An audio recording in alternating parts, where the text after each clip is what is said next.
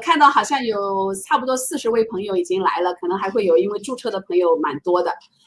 今天呢，非常感谢大家在这个晚上来跟我们陪伴我们一起来讲一个比较有趣的话题。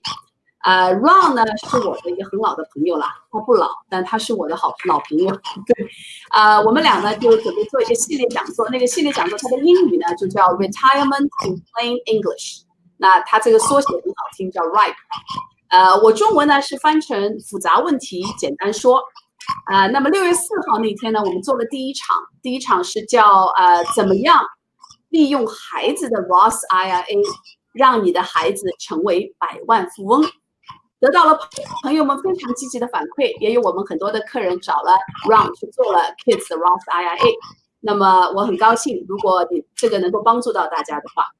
今天呢，我们讲第二个话题，就是为什么或者富裕家庭是怎么样用人寿保险来帮助他们理财的。所以我刚才讲，其实大部分客人都认识我啊。我也稍微介绍一下我自己。看一下，对，谢谢一如。然后呢，我呢是这样的，我是上海出生的，然后复旦大学毕业以后呢，就去了香港的中文大学读了一个 MBA， 读完以后呢，来到了美国，93年来的美国，来了以后呢，本来是想读一个 PhD in accounting， 然后做教授的，从小就有教授的梦，但是生活经常会有一些波折。最后呢，没有读完 PhD， 也没有做到教授，但是一直喜欢做 education， 所以现在我尽管是做生意，但我有很多的朋友说我的生意做得像一个做学问的人做的生意啊，这个也是可能我觉得是一个夸奖，但也许是讽刺我。Anyway it's okay。我是这样的，就是我们呢是我是那个周军城市集团的一个总裁，也是我自己创建的一个公司，下面有3个分支。会计、地产和保险。那我们主要的业务呢是会计，我们最终的目标呢是帮助客人寻找到非常聪明的省税的方式来。我想发财很难，至少理财。你发了财以后，我们来帮你理一理，然后呢，希望你运用非常好的税务的策略来省税，把更多的钱放到自己的腰包里。好，我就说到这里了。那个 Ron 呢，是我的搭档 Ron 呢，是一个理财师 financial advisor。认识他的时候呢，他还是个小孩子，买第一幢房子的时候，我记得的。在 Bridgeport， 我帮他找了一套房子，那时候认识他的全家。这样吧，我就让他自己来介绍他自己。他现在是一个非常成功的一个 financial advisor。Ron, I guess I'm gonna give you the floor. Oh, thank you. 谢谢。Thank you, Justine. 对。我是 ABC， 我对不起啊，我国语说的不好 ，so I will speak in English. For those of you who did not come to the last webinar, I spent my whole life at the Chicago Board of Trade. So I've been at the Board of Trade for 28 years. And the Board of Trade is where you trade futures contracts, the riskiest assets in the world, from corn, soybeans, gold, silver, crude oil, and the big S&P futures. It's the riskiest assets in the world where people buy and sell. I've had really good experiences, and I've seen a lot of people make a lot of money.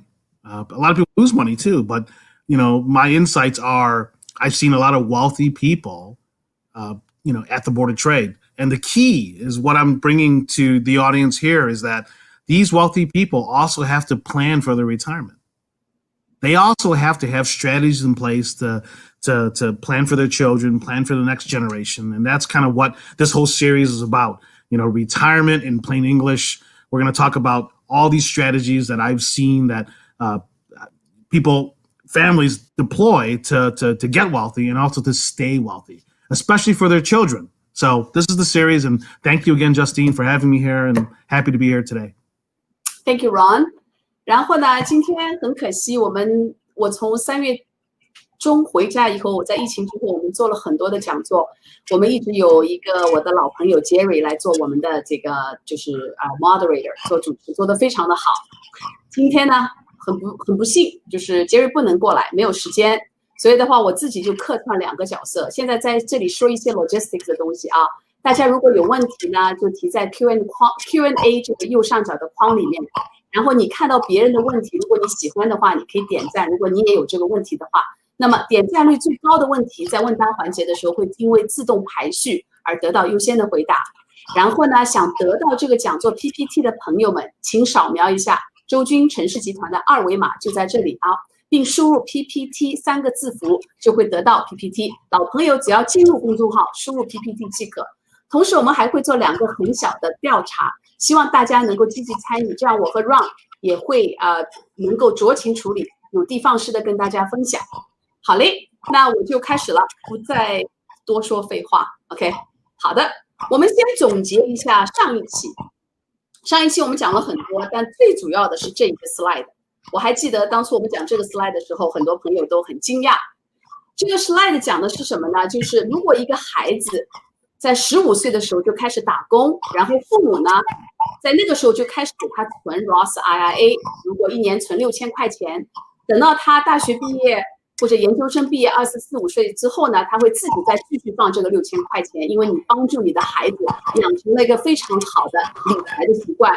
为什么呢？因为孩子到25岁的时候会看到，哇，爸爸妈妈给我放了6000块一个月，现在也就有10万，我才这么年轻，对吧？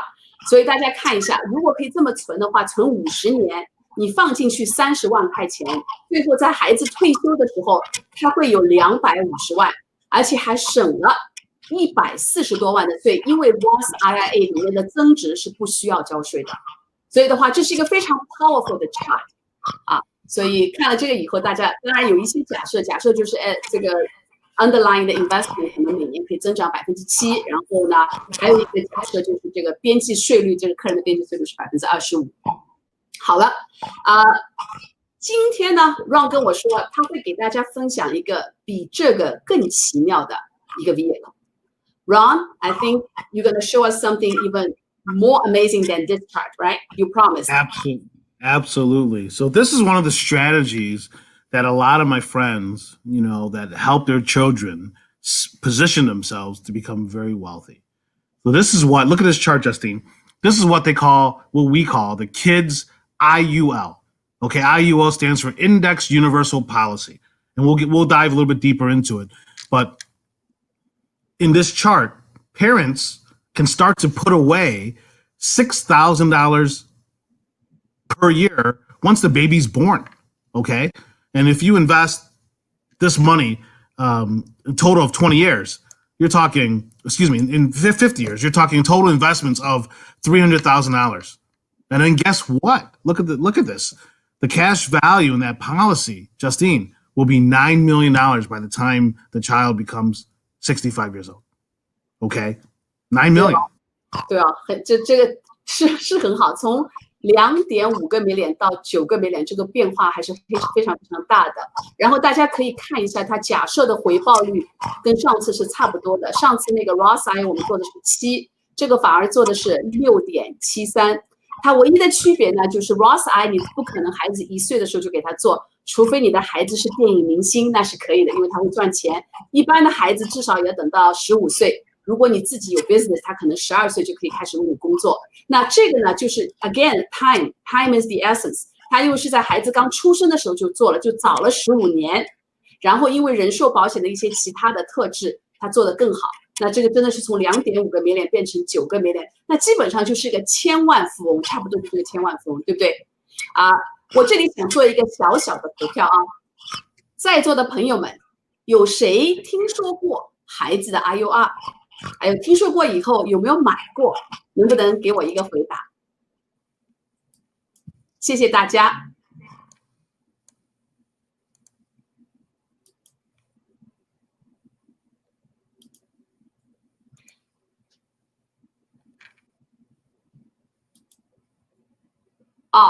不好意思，后台我可能做错一件事情。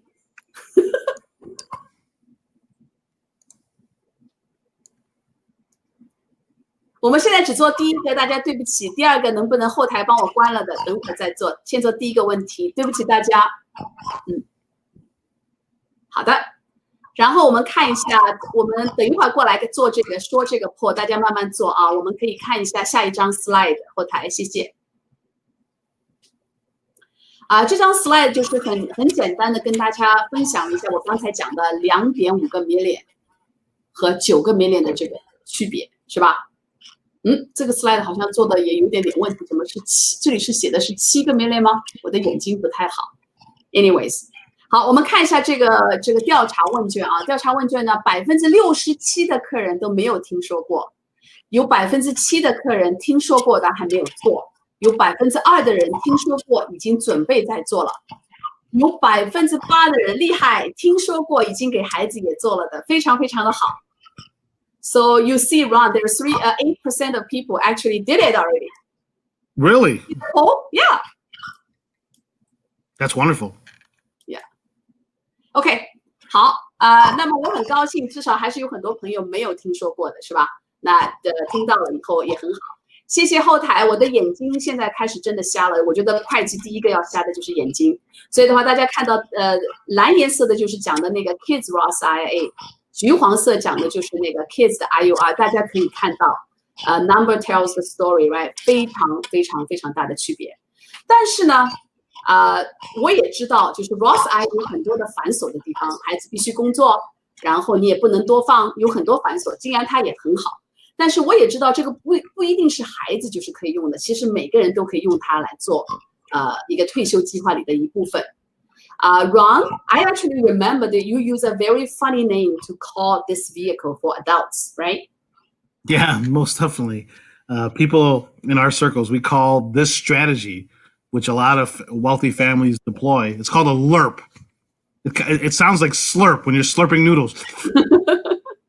LIRP, which stands for Life Insurance Retirement Plan. Really what it is, Life Insurance Retirement Plan. So for a very funny sounding name, but let me show you how the wealthy got wealthy using a LIRP and how they continue to build wealth, for their families and the next generation using these LIRP. A LIRP can create tax-free income just like a Roth would, but without any kind of annual limits, Justine. 对的。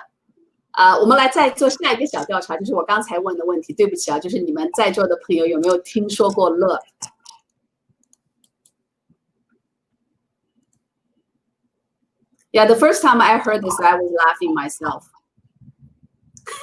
It's a funny term, Yeah, It's a funny. But it has a ring to it, right? Yeah, absolutely. 非常感谢大家回答我们的问题。看来就是好像也是很多朋友没有听说过啊，80%的人没有听说过。哇，yeah, 80% never heard of it. Ron, thank you.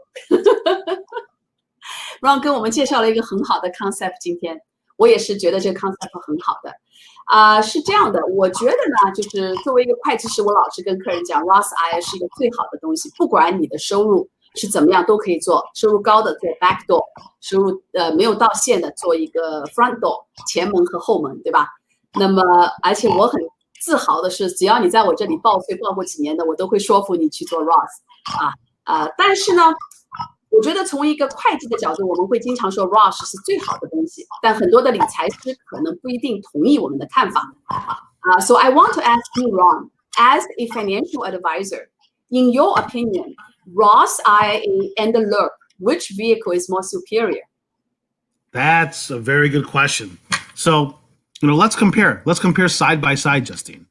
Let's say the Roth and the LIRP both return 6%. Okay, and let's assume, Jerry, our moderator, who's not here today, remember Jerry from last week, he's 40 years old. Okay, and we put in $6,000 a year for 10 years. Okay, if you look at the chart here, you compare. At age 59, you can see Jerry will have $127,000 in his Roth versus in the LIRP, you'll have $121,000. Okay, the difference is right around $6,000, which is pretty much the cost of insurance.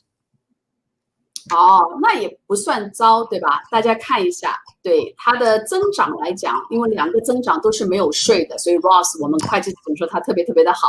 人寿保险在增长的过程中会少一些些，但是呢，你要看到它在这么多年里，在整个的这个20多年里都有一个25万的人寿保险在那里。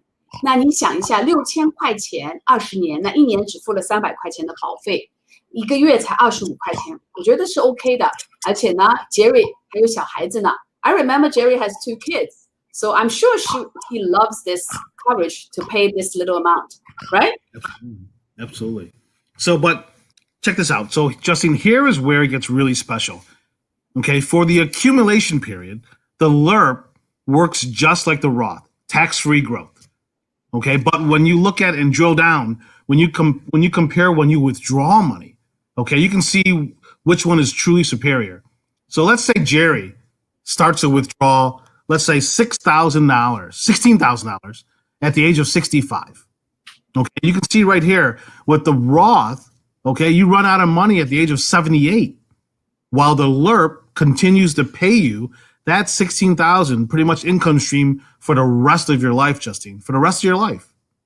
哇，这个是一个很大的变化。其实这个变化呢，它的本质的原因呢，是因为 Roth IRA 尽管你在取钱的时候，你剩下的钱还在帮你增值，对吧？如果你是放在一个investment account， 但不管怎么样，这个还是一个杀鸡取蛋，你慢慢拿总是会拿走的。然后呢，就我知道，我认识杰瑞很久了啊，他妈妈高寿有90多岁活到，对吧？那他70多岁就没钱了咋行啊？那肯定不行的，对吧？那你看看那个人寿保险这个的话，它最大的一个好处在哪里呢？它就是你的钱是拿钱的时候是问你自己保单里的现金价值借钱，然后你剩下来的那些钱呢还在那里，就是说拿出来的钱只是借的钱，那你其他的钱还在那里滚动，跟着市场在走。这就是为什么人寿保险里面的钱是拿不完的。当然，你不可能一下子把它全拿完，慢慢这样拿。就像这样做的演示的话，应该是拿不完的。So I think this is kind of the power of leverage because your money is still in the pool while the money is no longer in the pool, right? That's exactly right, Justine. This is one of the main reasons why wealthy families deploy this strategy and this tool to accumulate wealth tax-free, but more importantly, to generate tax-free distribution when they retire. That's the key. 是的。但是大家想一想啊，我们刚才给杰瑞做的是6000块钱10年，就已经这么好了。还有一点 love 就是那个 Ron 叫的 love， 对吧？其实我们会计师有另外一个名字，我们不叫它 love， 我觉得我们叫的还要好听一点。我们叫它的是没有投资限额的 Roth IRA。那么讲笑话呢，我们是叫它 Big Boy and the Big Girls Roth IRA。当然，一开始大家都知道肯定是叫 Big Boy， 但是因为我是女性，所以我总是跟大家开玩笑 ，We will do the Big Girls Roth IRA， 这样就没有一个限额。Uncle Sam is not going to tell you how much money to put in. Ron, I think I really would like you to show us what happens if Jerry actually puts in more money than 6,000. So we all know Jerry's a very wealthy man. Jerry's loaded. He's got a lot of money. And just look at this example of Jerry. Let's say he's going to invest $25,000 per year into a LERP. And then also let's compare it with him putting $25,000 into a taxable account, because obviously the Roth has contribution limits. So again, assume a rate of 6%. Let's compare it. Let's look at it. So after 20 years, okay, you're putting $25,000 every year for 10 years. After 20 years, look at this number. The LERP has $566,000 versus the taxable account has $479,000, Justine. There's a big difference there. Again, going back to taxes. 对，差别非常大。这个就是我们做会计的会经常告诉你们什么叫 tax equivalent yield， 就是你所有的投资看它的回报都不能只是看表面上的回报，要看它交了税以后的回报。那最好的例子，我经常跟客人讲，你今年赚了2000块的利息，很好哦，你肯定赚了好多钱在银行才拿到2000块的利息，是吧？但是交了税以后，你可能只拿到1200块钱。然后再跟inflation 一比就很糟糕，所以你一定要想清楚，如果你是投资的话，把钱放在银行里肯定是不好的。当然你说我只是短期的放一放，我接下来买个房子或怎么，那是另外一个 story。那么这里 Ron 解释的这个 number 也是很惊人，就是因为一个呢，那个 taxable account 就是 Uncle Sam 一直进去拿钱，然后右面这个人寿保险呢，是因为有这个税法上他们用那个770啊这个税法的 code 来保护他的，所以 Uncle Sam 的 dirty hand cannot get into that pot 所以的话，这个变化就是这么样的大啊，真的非常大。就像刚才我们看的第一个例子 ，Roth IRA 跟它比的，在 accumulation 的阶段几乎是一样的，甚至更好，因为它没有保险的这个 cost。但如果你是 max 的你的 Roth 再出去做投资的话，你再做成这样 taxable 的话，是不是非常明智的啊？那么接下来我想Ron。I think you definitely sold us on this vehicle for the accumulation phase because of the tax consequences. Yeah. How about the distribution phase? So that's the best thing about these strategies. The best is yet to come. So let's talk about if Jerry start to withdraw money later on. So let's say at the age of 65, Jerry starts to withdraw 72,000, Justine, 72,000 a year. Yes, so you can look at the taxable account. You can see that he'll run out of money at the age of 73. But again, look at the LERP. He can have a lifetime income stream of 72,000 pretty much for the rest of his life. That's the power of these strategies. 哇，大家都看到最后他拿到了500多万出来，是吧？这个差别还是很大。就是刚才讲的，因为人寿保险去自己问自己借钱，然后呢，大家要注意这一点啊，我是这么看的，他6000块一个月的这个退休金的收入，就自己给自己做了一个退休金，对吧？而且是不用交税的。这个6000块的 tax free 的 income， 其实就是 equivalent 差不多8000块一个月的 taxable income， 这个真的是不得了的一件事情啊。但是这里呢，我想跟大家分享一个，因为我自己做人寿保险也做了差不多有20年了，客人经常会问这个问题。谁给你保证你有6%的？你怎么知道他会得到6%？到底投资在哪里呢？那这个问题我觉得特别好其实呢，人寿保险比 Roth 比 taxable 还要好。为什么呢？你们想一想，其实大家都没有 guarantee。我现在做人寿保险，也没有告诉你这是 guarantee， 那你放在 Roth 里也是没有 guarantee 的。如果你要 guarantee， 你只能放在银行里，对吧？那么大家都是这样跟着市场跟市场有一定的关系。人寿保险其实反而是比 taxable income、taxable 的 account 和 Roth account 更加保险。为什么呢？因为他的钱其实没有真正的投资在股票市场里面。Right, Ron? I remember in LERP, especially in the index universal life, the money is not directly invested in the market. It's only mirroring the index, right? It's kind of complicated. Can you explain it to us? Absolutely. You are correct. So a LERP strategy is very similar to a Roth where, the assets grow tax-free, but it's a lot better. With the LERP and how it's structured, there is no downside risk. There's no market risk to the downside. So if the market drops 50%, your Roth will be exposed to that fluctuation. With a LERP, there's zero downside risk. So you might ask, how does that work? How does that make sense? So through the use of options, the insurance company can offer a guarantee floor and a guarantee cap using options. So basically, if the market goes up 18%, you may only make 10. But if the market drops 30 or 40, 50%, you lose zero. Okay, that's one of the uniqueness of this type of strategy. Ron, I really think you're going to explain it in plain English, right? I don't think you need to plain English. You need to explain this in examples. Yes, yes, that's why we call it, retirement in plain English. Right. Okay, let's break it down to years, okay? And notice the stair-stepping. So let's say we have a cap year. That's where your cap comes into play.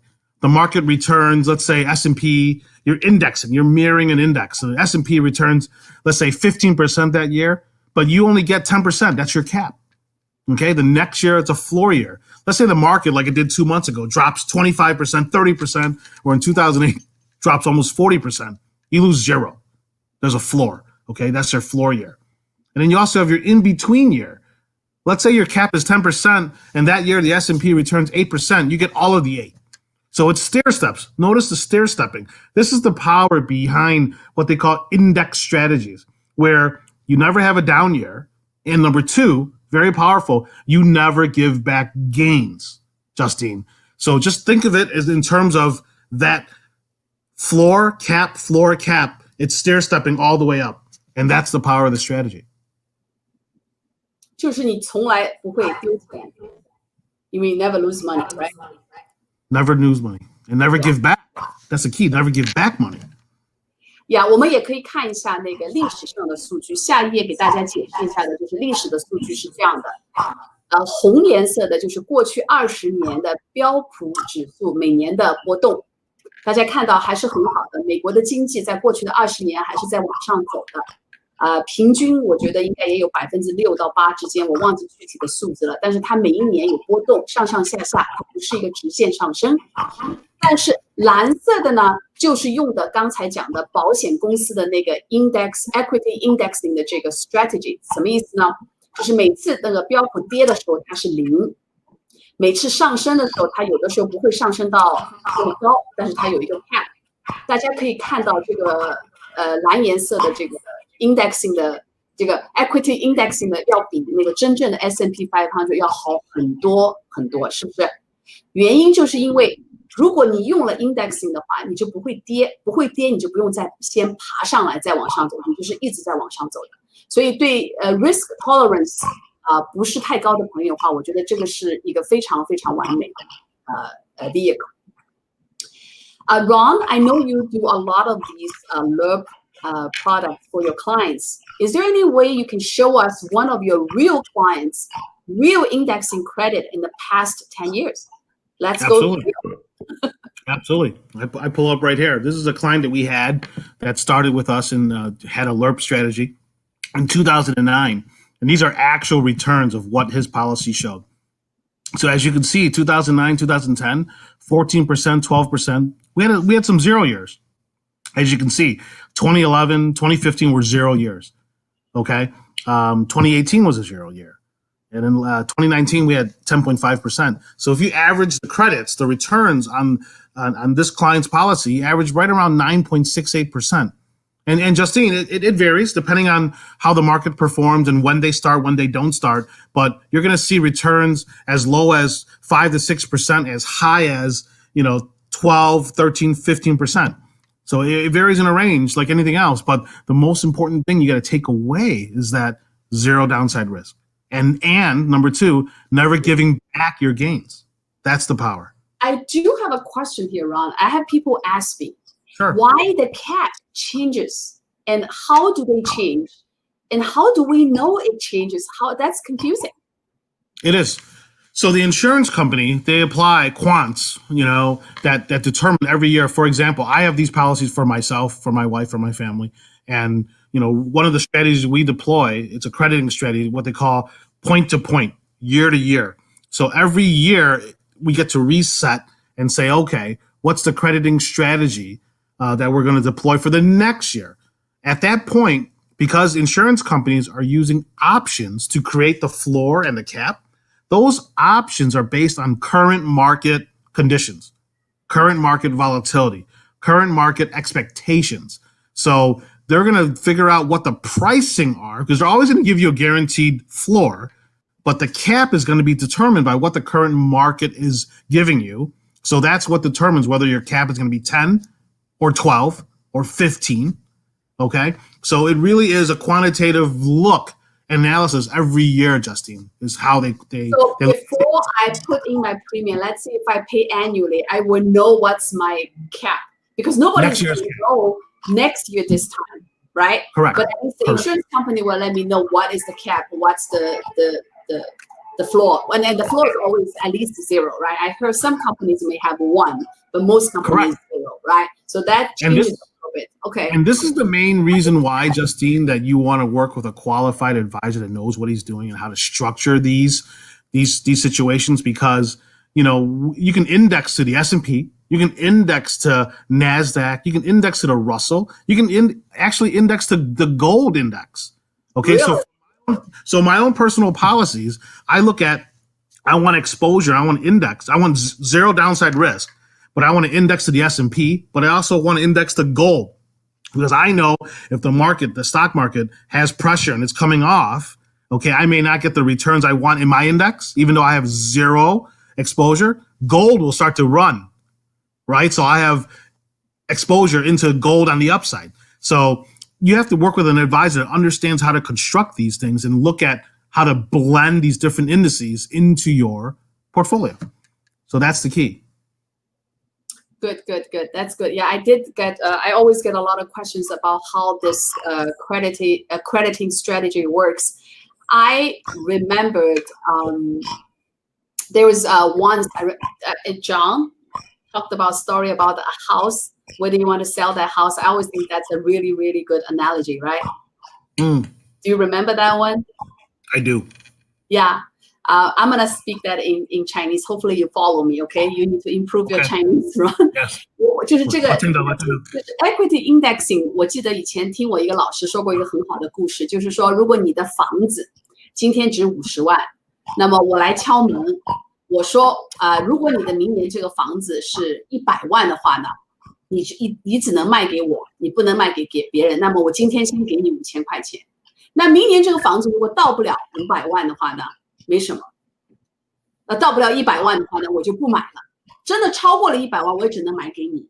他就用这个故事来告诉我们，这个保险公司是怎么来做这个用 option 来使得你的钱不 lose， 就是你从来不会 lose 你的 money。但是当 market 上去的时候，你不一定得到它的100%的这个 upside。Anyways， 我可能扯得有点远了。OK，let's go back to that 9.6.8 annual return。Right, and that's after tax. 大家想一想，这个是差不多10%的 after tax yield， 到哪里看都是不错的。作为会计师，我们经常说的就是说，你永远要看你的 after tax return， 还要看你这个风险和回报的比例。Right， 这里呢，我想有一件事情跟大家分享一下。我有一些年纪比较大的客人，退休的客人，80岁、70岁的客人了。你知道他们最恨的是什么？他们最恨的是交税。如果说你年轻的时候恨交税，那到了年老的时候，你这个恨是翻10倍的恨。为什么呢？因为那个时候你的收入已经是 limited， 你没有在工作赚钱，你只是拿一些退休金，但你还是被政府税了，又纳税，所以他们是很生气的。但是大家想一想啊，我们现在这样的就是一个 working class， 对吧？有 401k， 有 pension 或者有这些。将来我们退休的时候，我们拿的大部分的钱都是要再交税的，譬如 401k 都要交。现在 401k 给我们省了很多的税，将来拿出来的时候还是要交税。第二个 pension 肯定要交税。大家知不知道 Social Security 也是要交税的 ？Hi Ron, do you think you have to pay tax when you collect Social Security? Oh God, Social Security, Justine. I'm not that old yet. I can't even think about it. I'm with Jerry. We're trying to figure out how to have more babies so we can put more money into baby IUL. I don't know. Your wife might be listening to this right now. She might be. Hopefully not.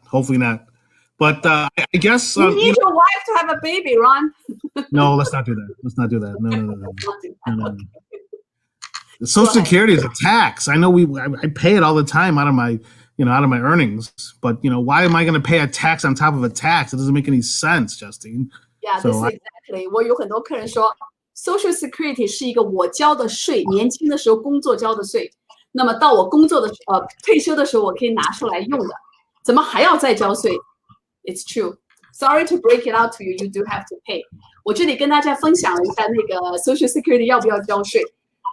如果你的收入在低到，比如说夫妻2个人在4万4以下，或者在3万4，没有讲错啊，个人的收入在2万5以下，夫妻的收入，我是说 taxable income 在3万2以下的话，你不需要交税，你的 Social Security 是免税的。只要是超过3万4、超过4万4的客人的话，有85%的 Social Security income 都要交税。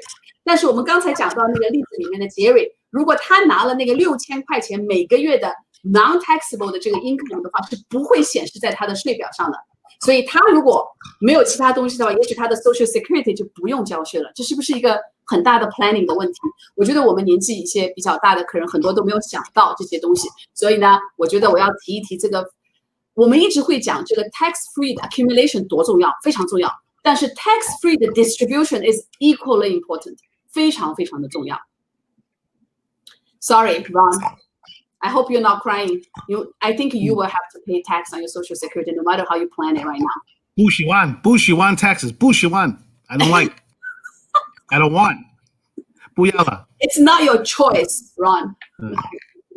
Oh my God, I learned something today. So, it's one of the more reasons why, families use well-funded LERPs to generate, tax-free distribution later on in retirement, Justine, one of the features, because I know we're coming up to our time, one of the features that I would like to mention with a LERP is that it can also help with long-term care needs later on in life. Some of the features for long-term care needs is included in some policies, but not all policies. So you really have to know kind of which policies are really good for that. And that's what we help clients with. But long-term care needs is very, very important down the road and something to consider. 是的，长期护理呢，就是我自己也已经超过50岁了。我们这样的人群是长期护理是一直在我们的 mind 上面的。我自己最近也买了一个长期护理的险。我是这么看这个问题的，就是我们中国人的父母啊，作为一个中国人呢，反正这个是用大部分还是用中文讲。我想我的大部分的客人是中国人，就中国的父母，我觉得是全世界最伟大的父母，可怜天下父母心，为了孩子做了很多很多铺垫的事情。每个人都希望我们自己的孩子有一个更高的起点，有一个更好的开始，少受一点苦。那么你想一想，等到我自己70、80岁的时候，我的孩子40、50岁的时候，是他们事业的巅峰。我这个中文现在越讲越臭，这个the peak right 顶峰，他事业最好的时候，我是不是忍心让他去终止他的这个事业，然后来照顾我？因为我自己不行了。长期护理的费用是很高的，今天是差不多300块钱一天。我的邻居一个犹太的老太太最近有一个 stroke， 就是找了一个20多岁的女孩子来帮她的忙，一天是300块钱。那么24小时的护理，那一个月就是1万块钱，一年就是12万块钱。我是这么看这个问题，不是说你有没有这个钱做这个事，你如果可以买好一份这样的保险，不要用那么多的钱，就可以把这件事情处理的不是更好吗？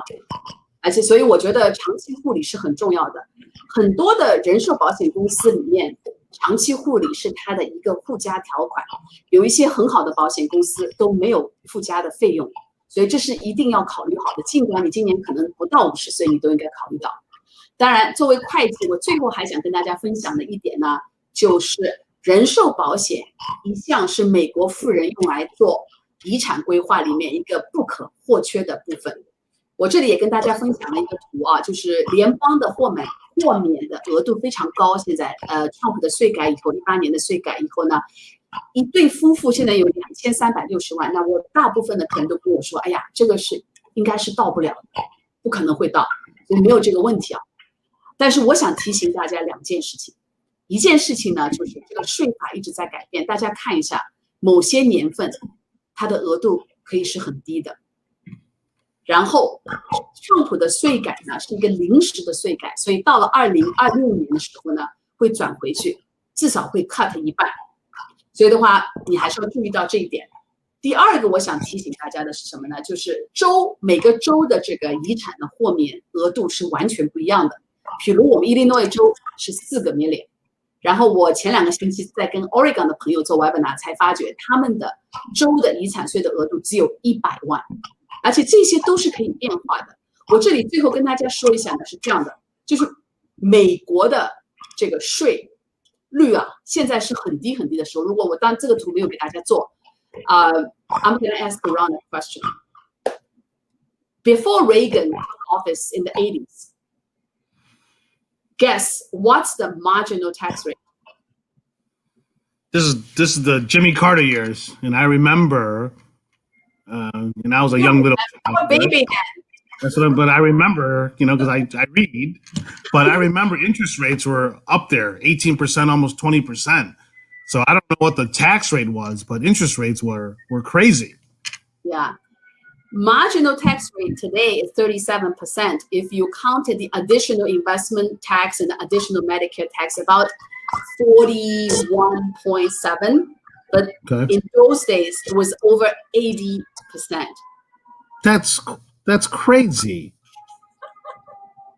I mean, literally. I mean, Justine, literally, every dollar you made back then, you gave 81 cents back to the government. the last dollar, not every dollar, because it's progressive, right? But you have to make a certain amount of money to get there. But yes, 所以从历史角度来看，我们现在的税率基本上是美国历史上最低的时候。所以如果你担心将来的税率会上去的话，这些 LERP 对你是非常重要的，因为你到年纪大的时候就会有这些 tax-free 的 distribution。然后如果有 estate tax 的问题的话 ，life insurance 还可以帮你这个 provide liquidity。You know, Ron, I'm thinking a lot. We talked so much about the PPP loan and the disaster loan earlier. Before the webinar actually started, right? I mean, this is great what the government is doing, and you were talking about the government help to support the market, right? Yeah. So what's the consequence of all this subsidy, really? Justine, you know it. All this fiscal stimulation, all this fiscal support. Someone's going to have to pay the bill, right? It's having a big party and someone's going to have to pay the bill and have a big hangover, right? The bill is coming. So, I mean, I talk to a lot of people in my industry, very smart people, smarter than myself. Higher taxes are probably coming. Higher taxes are probably coming. So this is what you got to really focus on. Like, your accounting practice, you really help focus people on looking at tax efficient investments. And this is one of the tools you're going to find in a LERP strategy. It is one of the most tax-efficient strategies out there to grow. It is. I agree. 我觉得我们的国家的赤字会越来越高。当然，这些 stimulus plan 也很好，帮助我们大家渡一个难关。但我觉得接下去美元会贬值的吧，然后通货膨胀率会上去的吧，不知道什么时候会来。所以的话呢，我们觉得我们自己在做各种的 plan 的时候，税总是一个最重要的 play。Tax is the most important play。我最后可以再问 Ron 一个问题，这个问题有很多的客人问我。Ron, I have my last question for you of the day. How about I am really invested in this LERP, right? Yep. I do a very good job putting a lot of money. Hope I can get a tax-free distribution when I'm older. And how about Congress change the law on life insurance? What happens then? No, that's a very good common question a lot of the clients ask. If you start a LERP, you're going to be grandfathered in. Okay, you're going to be grandfathered in because the actual tax law and has the availability for you to, once you're in these structures, a LERP is basically a life insurance shell that you put investments in. And you're going to be grandfathered in there once you're in there. Because if you do research, and you guys go home and do research, 85% of Congress, 85% of all the lawmakers that we have out there have investments in LERPs. 100%. So they're not going to be looking at their own family, how they grow money for their next generations. They're going to grandfather it in. So no, the concern there is that you have to look at it now before the tax really starts to take off, the tax rate. So. Yeah, I believe this tax code is coming out to help the wealthy anyways in the very beginning, right? Absolutely. Yeah. Absolutely. Okay, I think we talked enough today. We always enjoy the Q&A more than the webinar itself, right, Ron? Yes. 我可以帮大家很快的总结一下，为什么 Ron 今天给我们分享的这个 LERP 是一个很好的一个退休的工具。有4个好处第一个呢，它没有投资限额 ，Roth IRA 非常非常的好，但是它还是有限额的。第二个呢，你将来取钱的时候，只要处理的比较好的话，你的现金流是不会耗尽的。第三个呢，它是没有任何的亏本的风险。如果你是投资在 Index 的 IUL、Index Universal Life 里面，当然有一些 LERP 的产品也是有可能你会 lose money 的，但今天我们分析的这个是 Index， 所以不会。第4个，在我心目中是很重要的一点，就是这个长期护理。长期护理，我觉得我们就是人越活越老，怎么讲就是死不了，是吧？这个是很重要的一个事情，这讲的比较难听。好，我这里就不赘述了，就是这4点可能是我们跟大家分享的。接下来的话呢，应该就是Q&A 了吧？我们可以看看大家有没有什么问题。在看问题之前呢，有几个小的补充第一个呢，大家想拿我们这个 PPT 的话呢，可以扫我们这个周军城市集团，然后放 PPT 3个字。我跟 Ron 的这个 contact information 都在这里，然后我的后台也会 top up 一些 schedule 的 link。如果你们想跟我们再讨论一下我今天的 PPT 里面谈到的很多东西啊，或者有其他的问题啊，或者现在报税还没有结束是吧？你们需要报税也是可以给我来找我们的啊。我们做一个5 second 的 infomercial。好，so Ron, let's go see the questions. Let's do it. The first one's in Chinese, so you have to read it for me. So this is which company's product from Yan? Hi, how are you, Yan? Hi, Yan. I think I can try to answer it too. What's the actual question, Justine? Which what? Which company's product? Oh, please. Yes, you go ahead. Yeah, I mean, this is so what Ron shared with you is not one company's product, right, Ron? Correct. Yeah, we used some illustrations from a company called Midland National, right? But it doesn't mean that we are selling their company's policy. I mean, we're not selling the policy today. We're more like showing you the historical data and the numbers. There are a lot of companies out there that provide this kind of product. Ron, you can add more if you want to.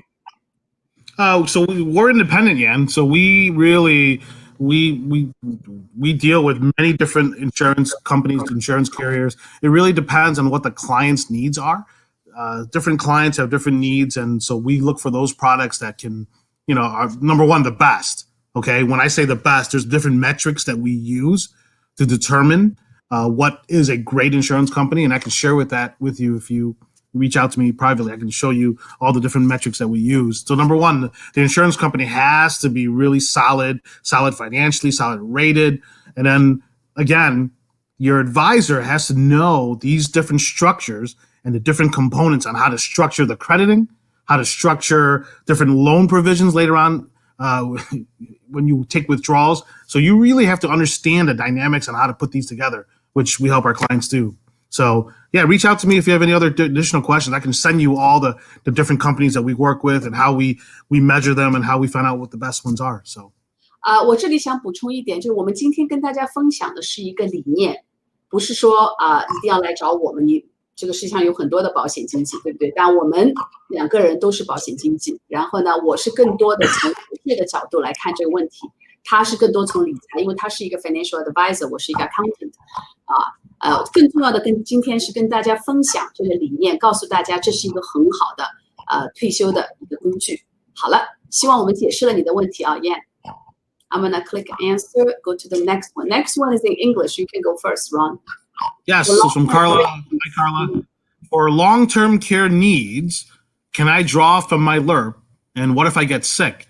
Great question. Different policies have different kind of, and I'll answer this, Justine, if you don't mind, have kind of features and functions for long-term care needs.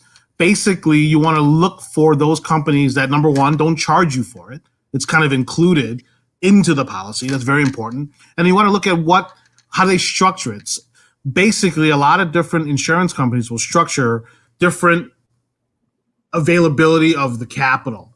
That means if you have chronic illness, if you have critical illness, or God forbid, you have terminal illness.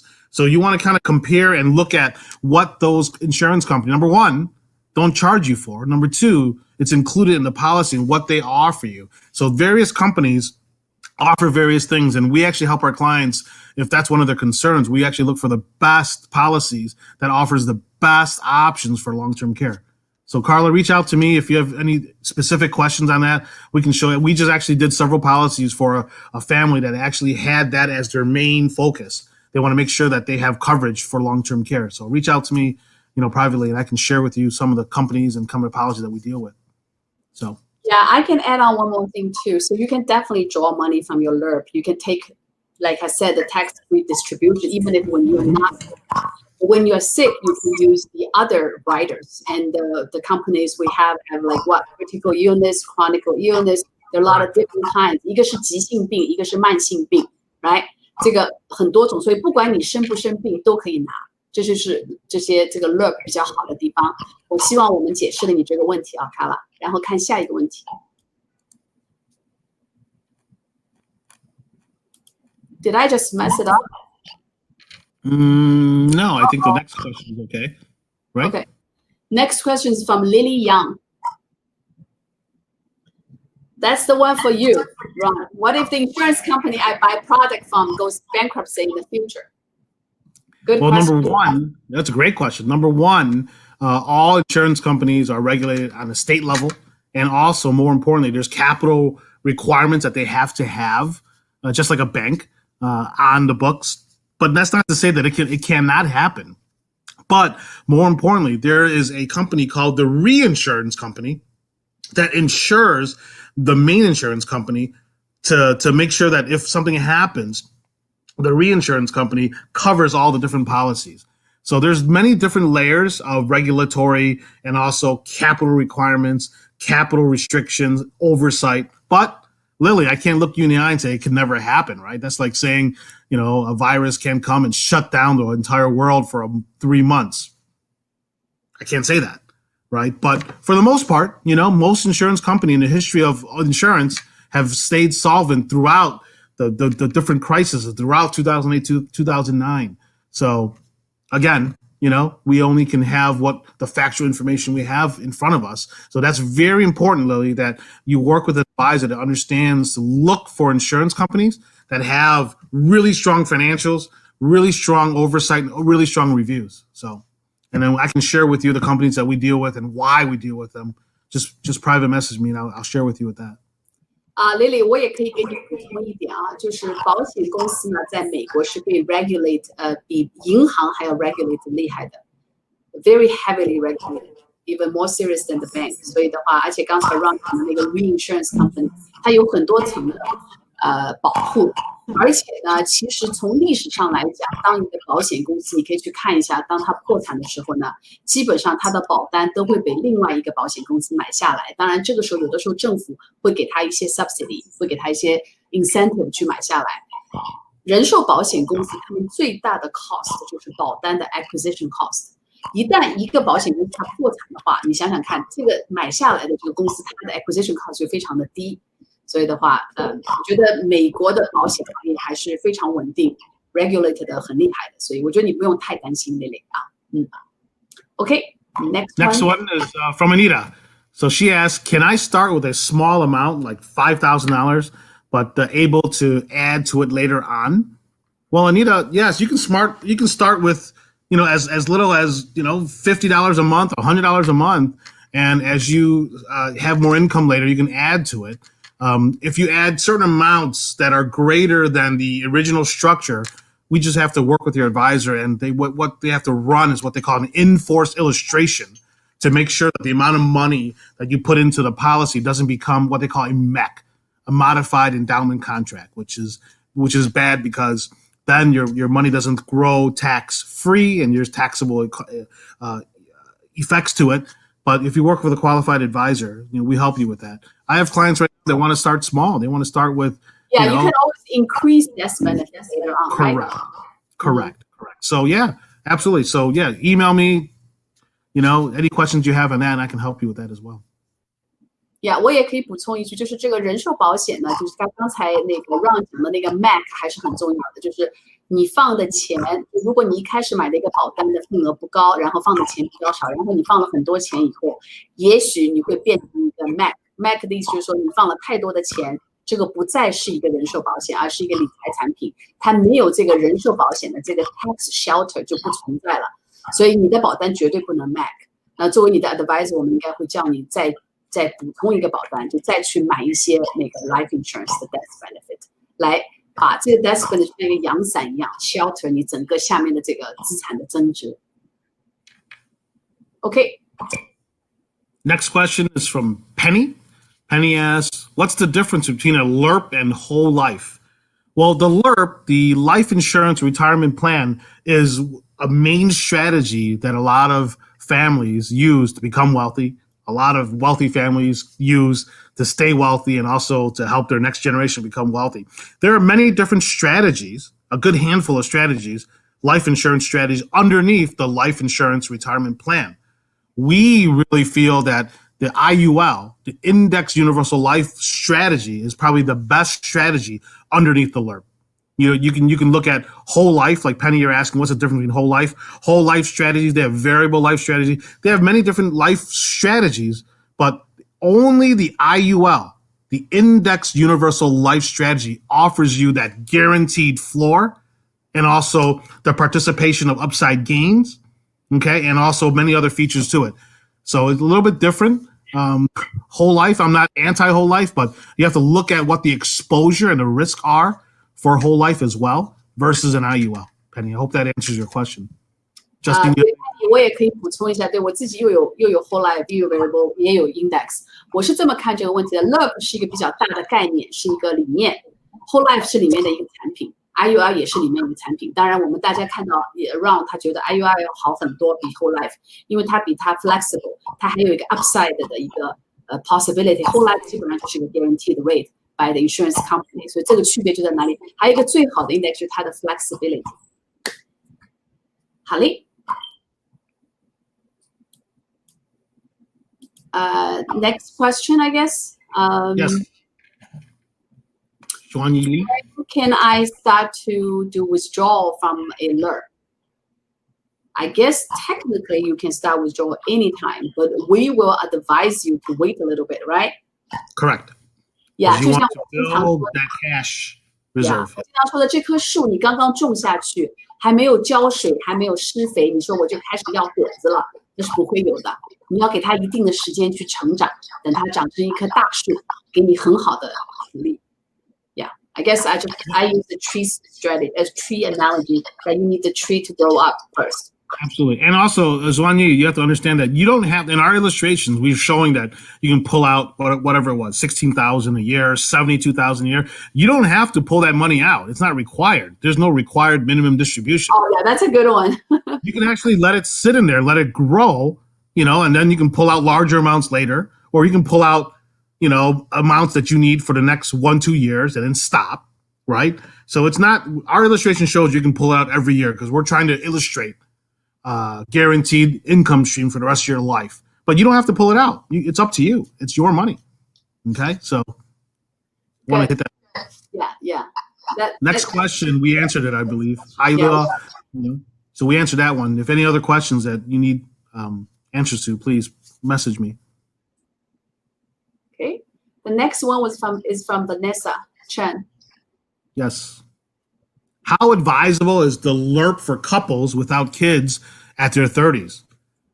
I always tell couples, and Justine, you can chime in with this, that if you're working and there's a 401k being offered at your work, you absolutely want to contribute to your 401k, especially if your company is giving matching, okay, and giving profit sharing.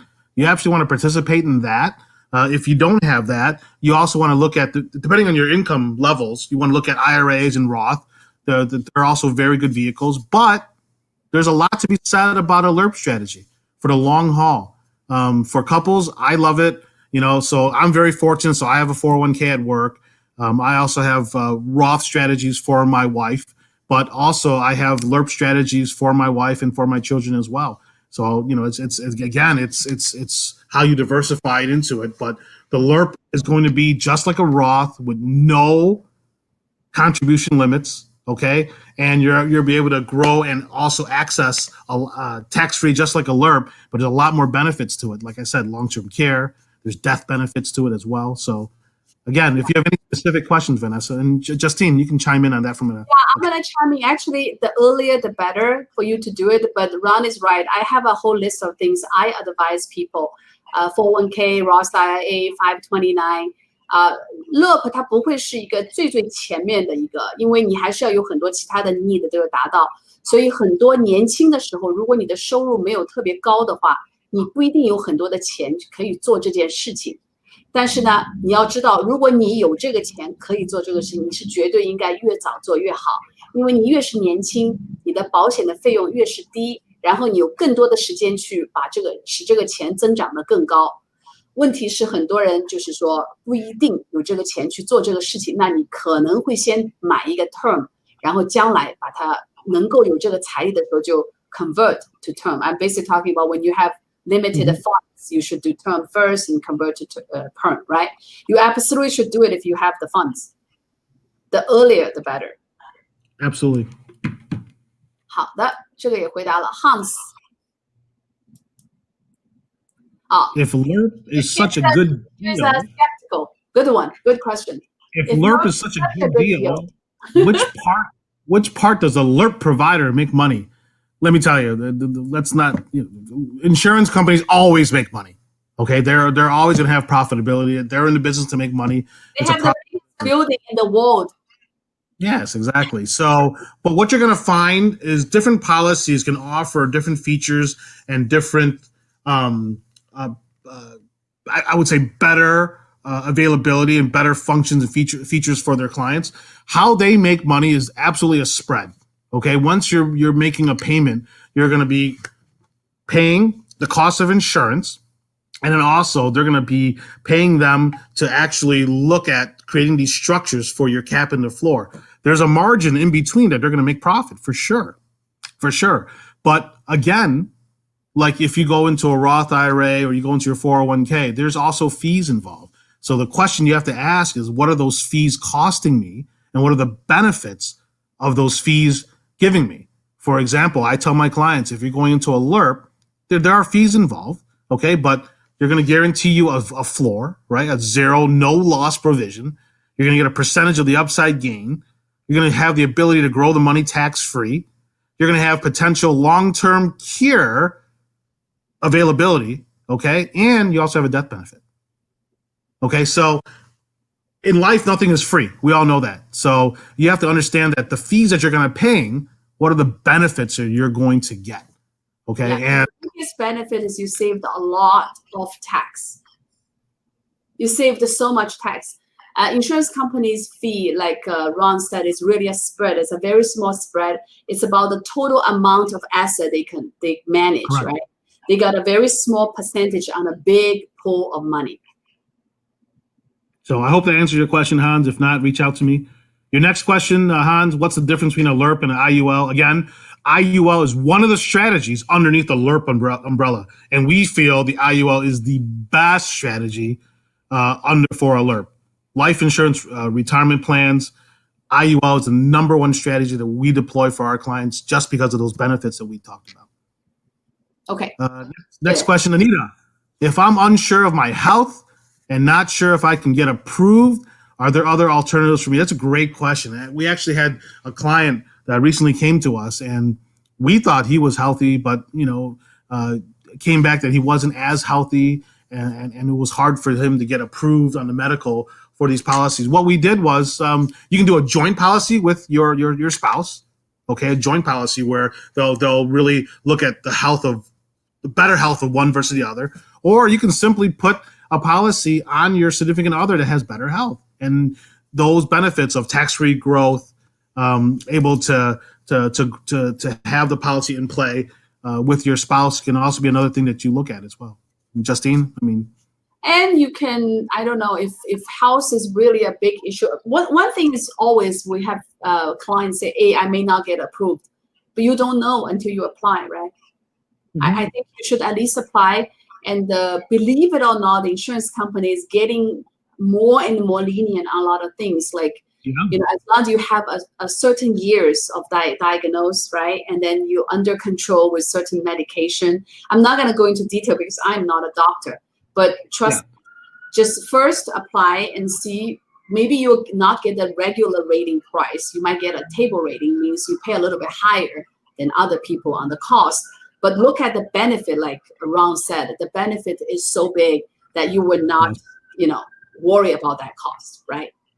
So I feel like you should do that first. If you really can't, then there are other strategies. And we can also provide annuity, right? Correct. Annuity is a form of life insurance. So there are so many different products. So today we just kind of focus on using life insurance as a retirement plan. Yeah. Okay. And technology has been so good recently. Just for the audience to know, there are life insurance companies that we deal with right now that don't even require a medical exam in initial stage. So if you're young and you're healthy, you don't even need a medical exam. So this is stuff you want to talk to your advisor about. Okay. Next question. Renee. This is probably a question for you, Justine. Renee says, H-1B visa, and my husband The husband has F1 visa. Can we buy an IUL for our kid? I mean, the kid to be the policy owner. Yeah, I can answer that question. We actually have a lot of clients. Yeah, my answer to you, Renee, is yes, you can buy an IUL if you have H-1B visa and your husband has F1 visa. And no, your kid cannot be the policy owner. Policy owner has to be 18 or above, but you can buy a policy for your kid. So you will be the policy owner and your kid will be uninsured. And when he turns 21, just like the kids IRA, right? You can choose to transfer the policy to your kid, or you can choose not to. It's up to you. But definitely when the baby is a baby, you cannot have him to be the policy owner. 我们这里很多客人那个 H1B、F1 都可以做 IUL。最大的一个条件呢，就是你必须是向保险公司证明你是有一个 insurable interest， 然后你是在美国有 nexus， 那个很简单，比如你在这里有个房子、有一个工作、有一些资产就 OK 的。你如果是在这里生活的，要证明这些是非常非常容易的。Okay, I hope I answered that question. Carla again, good question. Next question, Carla's asking, do I have to take withdrawals? Okay, do I have to take withdrawals in my later years like the required minimum distribution? Absolutely not. No, there is no required minimum distribution, Carla. Good news for you. Correct. You can take your money, don't take your money whenever you want. Next question, Hongbo. Hongbo's asking again, what's the difference between a LIRP and a variable universal life insurance? Again, a variable universal life insurance is a strategy under the LIRP. So a LIRP is a life insurance retirement plan. They have many different strategies. A variable life policy strategy is one of those strategies. And again, we feel the IUL is superior just because, again, variable universal life it doesn't have the zero provision of downside risk, okay? With a variable universal life insurance, a lot of these policies, you're still tied to the market. You're tied to the fluctuation. So if the market drops 30%, you will feel that drop. Yeah, so 小汪你好，感谢你又来听我们的讲座。对，就是再讲一遍，就是 LIRP 呢是一个非常大的概念理念，然后下面有 whole life， 有 index， 有 variable。对，现在的 index universal life 呢是做得越来越好了。variable universal life 的呢还是有它的，就是它的风险可能要高一些些，但是的回报也有可能会更高。当然，大部分的客人现在选择的是 index， 因为他觉得有一个保底，心里比较踏实。这个是一个你最后在选择产品的时候呢，要跟你的 advisor 讲清楚，然后 what's available。我记得你以前买过一个 variable universal life， 对吧？你到时候也可以年纪大一点了，你说可不可以把它做一个 exchange， 做成一个 IUL， 是完全可以的你到时候也可以来找我。好的，谢谢你，小汪。Okay, Hans have another question. Very good one. I have this question coming to me all the time. Yes. Yeah, I can answer that one. If I give up U.S. citizenship, what happens to my insurance and retirement fund? Good question. Yeah, very good question. I have a lot of people this year. A lot of my clients are going back to China. It's a sad year. Anyways, let's stay focused. So for your insurance, you can do a couple of things. You can keep paying as scheduled, and you can still enjoy all the benefits because insurance policy is a contract you sign with the insurance company.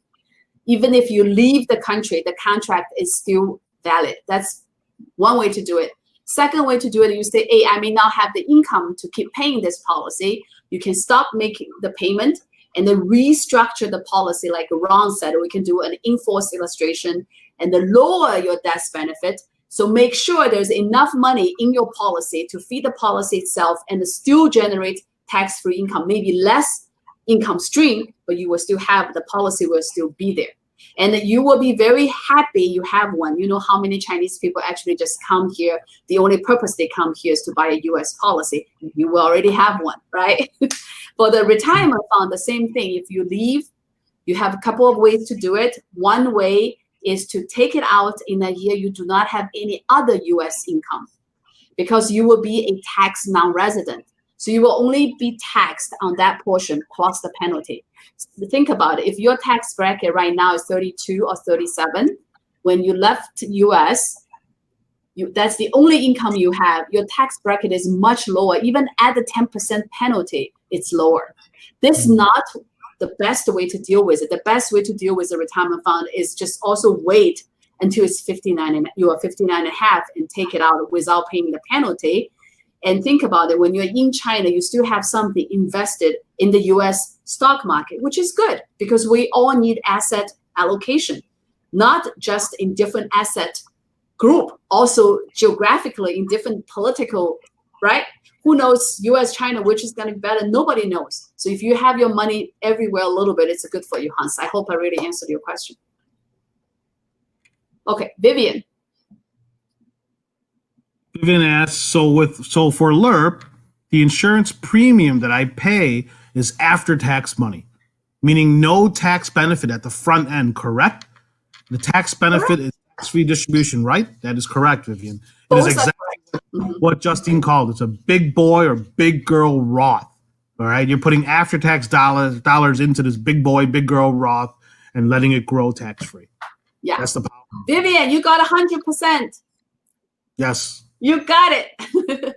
Next question is Li Mei Yang. Li Mei, she goes, I like the 7% annual interest with the Roth IRA and like to know how. That was one of our illustrations, Li Mei. Yeah. I forgot, Justin. Why did we use 7%? One and see how it goes. Like anything else, when you have assets on the risk side of the equation, you can see 7%, you can see 17%, you can see minus 7%. I mean, that's just the reality, Li Mei. We just use the 7% for comparison. We're not guaranteeing that we have a Roth that has 7%. So 对，丽梅，你可以看一下标普指数过去的50年平均的回报率应该有8点多、9点多，所以我们用的只是一个7%来跟你演示一下，这个不是哪一个人可以跟你保证，但也有可能会7%更好，对不对？Okay, Anita being very active today. Another good question. She's asking, can I pay monthly or annually for my LERP? It's up to you. We have clients that pay monthly. We have clients that pay annually, depending on what your budget, and your advisors really should sit down with you and say, okay, how do we calculate what your needs are and how can you afford this and how do we structure it? So your advisor should really talk to you about that. But reach out if you have any questions. Next question is from Wei Zhou. The LERP is one kind of IUL. Actually, an IUL is one of the strategies under a LERP. Yes. So I hope I made that clear, Wei. If there's not, please email me. I can send you some more information. Yeah, LERP is a bigger concept, Wei. IUL is one of the product that achieves that purpose. Yeah. Correct. Okay, Eric, I will answer that one. It's for me. Eric 说，周老师说529是一个不错的教育基金，但是没有地产的529好。那么地产的529和您今天推荐的 IUL， 如果是你的话，你怎么推荐呢？首先，谢谢你 ，Eric， 你都来听我们的讲座，我非常的高兴。然后你叫我周老师，也让我非常高兴。我一开始我想做教授，没做成的是吧？是这样的，我一直觉得呢，用 IUL 给孩子去做就是这个教育基金呢不是最妥，因为你没有这么多的钱。你看刚才看到那个我们做的那个例子，最多1年也只可以放6000块钱，对吧？因为你孩子的这个他不愿意，保险公司不会让你买那么多的这个小孩子的人寿保险。但你人寿保险买的不多，又不可能放钱进去，否则你要 MAC， 我刚才跟大家解释的。所以我觉得作为教育基金更好的，还是要么买地产，要么就像我们上次说，买一个地产自己供自己，15年以后这个房子供清了，你再做一个 cash out refinance， 把这个钱拿出来做，或者呢就是放在529里面做一个 super funding， 因为它的时间比较短，只有18年。我刚才讲的这个放6000块钱，要到他64岁才有1000万，对吧？1000万不到，900多万。所以我希望我解释了你这个问题。还有一个呢 ，Eric 这个问题特别好，就是每一个人的情况又不一样，所以的话，哪一个方式更加合适你，这是一个其实很难说的一个东西啊。OK， Carla。Next one from Carla. If I am not a U.S. citizen, can I still get a LERP? I think you answered that already, Justine. Yeah, you can definitely do it. If they're not a U.S. citizen. Absolutely. Yes, you can get 100%. No problem. As long as you work in the U.S. right now, you pay tax, you plan to stay in the U.S. and you are here legally, you should be fine, right? Yep, absolutely. Okay.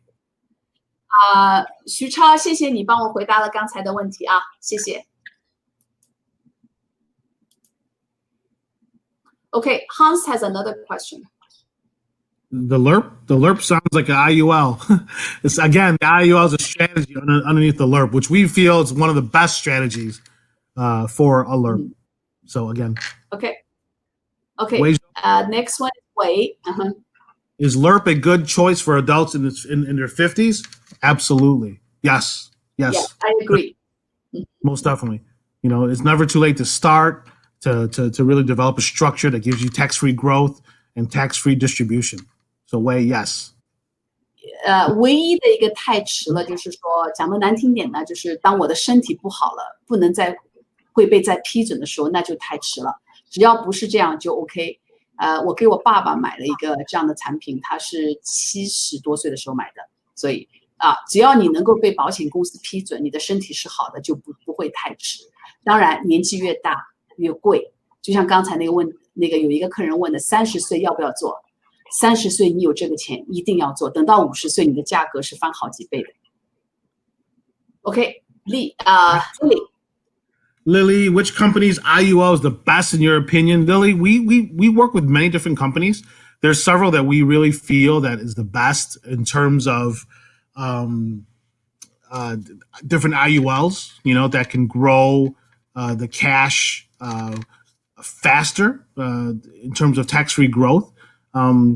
I mean, some of the companies we deal with are all the mainstream companies. You know, we deal with the Midlands out there. We deal with the John Hancocks, the Allianz out there. But it's not just the company, Lily. It's really dialing down to the actual IUL policy and understanding how to structure it for your particular needs. That's the difference. So it's not like, hey, we have so many different companies, you pick one. No. Your advisors should say, Lily, what is your objective? Okay, what are you trying to accomplish? And then let's look at different variables, how we structure, because the structuring of the IUL is extremely important. Okay, and it's I don't want to get into so much detail here, but yeah, reach out, email me. I can share you with some of the thoughts that we do to really dial it down, to really figure out what's the best IUL company and also the best IUL policy for you. Okay, so Ron, we have to kind of hurry up. We have like 10 minutes, we gotta close. So Tony, how many years premium do I need to pay for, I guess for LERP, right? That's a typo. I think that's also can be designed, right, Ron? It can be as short of 5 or 7 years, as long as 20, 30, 40 years, right? We have clients from 5 years, 7 years, 10 years, 15 years, up to 20 years. People keep paying it sometimes. So it's really up to the client. Okay. All right, Lily has another question about what do you think about PFA and WFA? So I'm gonna be really quick. I think a lot of the insurance companies they represent, and the products they sell are not bad by itself. The biggest problem is I do not like their sales practice. I'm not saying they don't have good agents, but there are some of them who do not know the product, so they will recommend a wrong product for the clients. That's where I think it's the problem. I never want to ever talk bad about another company. That's just not my personality. I leave it up to you, Lily, to Google search PFA and WFA, look at their historicals and look at their, like their Better Business Bureau complaints and whatnot. I'll leave it at that. Okay, all good. Vivian, if LERP is superior than Roth-I, would you still recommend me max out Roth-I first before LERP, and why? Good question. I think this is a little bit of a personal flair, right? From an accountant point of view, I would still say get your Roth IRA first. I mean, that's just, but I don't know. Maybe Ron, you would say do the LERP first. Well, it depends. Number one, you have to look at your income, right? If your income doesn't prevent you from doing a Roth, I would absolutely do a Roth. But there's going to come a time where maybe your income gets above the level and you can't do a Roth and you want to look at a LERP. I think there's many advantages of a LERP versus a Roth. I would tell my clients, honestly, try to do both. Okay. And then as you grow, you can figure out how to maximize it. You know, that's kind of what I do personally, and also what I tell my clients to do. So Yeah, I think Vivian, you scored 100 earlier. I think very good question. This is kind of a personal preference thing. Yeah, as an accountant, I will always have you use a qualified plan first. But I do think LURP is very good and very important when you have limited funds. This is a question someone may have to look at your tax return, look at Right. whole picture to give you a really good answer. Can't be too broad, but because we stretch into a very difficult area, right? Right. Okay, good, Vivian. Linda. I understand time is key factor for investments to grow. How about for those who are over 60 and don't have much time to let premium growth? Can you show us for elders that it would still be beneficial for the IUL? It will still be beneficial. I've had clients that come to me later years in life and want to structure it. But again, I think, Linda, that's more of a question where advisor, what we have to do is sit down and kind of analyze your entire kind of your outlook, your current holdings. It's not whether or not right now put all your money into an IUL or LURP strategy. It really has to look at your entire picture, kind of the holistic picture, and say, okay, how do we maximize, number one, tax efficiency, and number two, benefits and growth for achieving your objective and what you want to do in your later years. So it's not a really easy. I totally agree with Ron. It's your objective. So I give you a 60-year-old. If that 60-year-old has estate tax to pay, then LURP is great, right? They have so much money laying around. They want to look for tax-free strategy. Definitely a good thing to go. They have a huge 401k. They might want to convert some of them, or take out some of them to do this. Exactly. If you are 60 years and over and you have very, very limited income, I don't think you should do LURP at that moment. It's too late. Correct. Because the premium is going to be high. But you don't look at it as purely a cost. It's an investment. Yeah. Okay. Lily also had a lot of questions. Good, Lily. Thank you. We need to send you in a medal for asking so many questions. It's good. Lily asked, in order to diversify the risk related to different insurance companies and products, is that the best for me to buy different products from different insurance companies?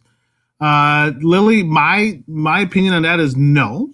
You want to find the right advisor that can really pinpoint the right products and the right insurance companies for you to really focus, your assets into. You don't want to have to deal with 5 or 6 different insurance company, different products. You want to find out what's the best product and go with it. So. Okay. Last question. I think it's my question. It's an accounting question. If Yes. I own LLC, can I put some of my rental income as my Roth? I don't have other income. So Tina, rental income itself, it is passive income, right? But if you have an LLC and if you pay yourself a guaranteed as a partner, like when you do a multiple member LLC and take guaranteed payment from the LLC, that will be actually considered as active income. There's so many ways you can do in the tax code. I'm not saying cheating, but there are ways that you can structure it so you will have active income. You can do it as an S corp, pay yourself. There's so many ways you can do this. So then you can do Roth IRA. Now that one, if you have questions, you really should come to me for consult. And if you're already my client, just give me a call. I think Ron and I, we post our calendar link. Maybe 后台给我再最后放一次。好的。I think we have some good questions, right, Ron? 我给大家对再说几句吧。我们下一场可能是7月23号再做，因为我们税季的 deadline 来了，是7月15号，我们会很忙。所以呢，就下一场可能要4个星期以后才有7月23号。Ron, you want to give us a little preview of what we're going to talk about next? Yes. So our next webinar, I hope you guys can all attend. Look out for the invites. We're going to talk about what we help our clients do. We help our clients find what we call the magic number. Everybody has a magic number. What is a magic number? That is the number, the dollars that you're going to need for you to live your retirement, your lifestyle at retirement. Everyone's a little bit different. We're going to show you how we help clients calculate that.